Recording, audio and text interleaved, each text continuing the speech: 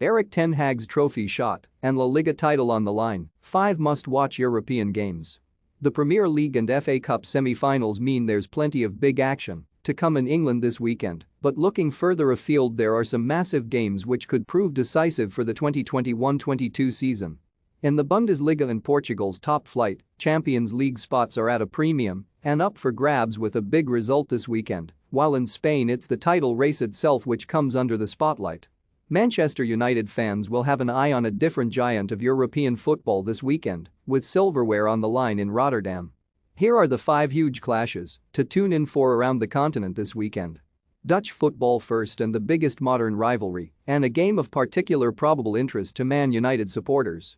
Ajax boss Erik ten Hag is widely expected to take over as the Red Devils' new head coach at the end of the campaign, but before that he's trying to win the domestic double with his current side.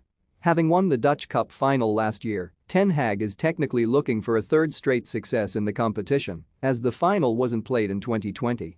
PSV haven't won the cup in a decade and are 4 points behind Ajax in the Eredivisie, while their boss Roger Schmidt is himself set for a switch to Benfica.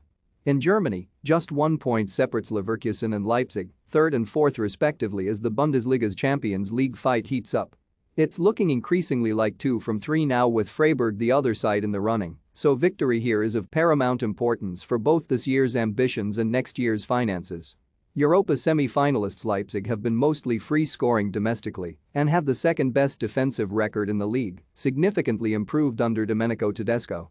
Star names on show include the excellent Christopher Nkunku for the visitors and the league's second-highest scorer Patrick Schick for the hosts. Le Classique has often been a reference point for French football's closest battles and rivalries. It might be the latter still, but there's no meaningful closing the gap at the top this time around. PSG are 12 points clear of their rivals, but Jorge Sampaoli's team are the most in form in League One of late in terms of recent wins, looking a good bet to hold on to second and secure a return to the Champions League in the process. More than a handful of games involving the visitors this season have been eventful and fiery on the pitch, add in Kylian Mbappé being in irrepressible form, a draw between the sides at the Velodrome earlier this year, and a PSG red card on the day, and it's easy to see how it could be a very watchable game indeed.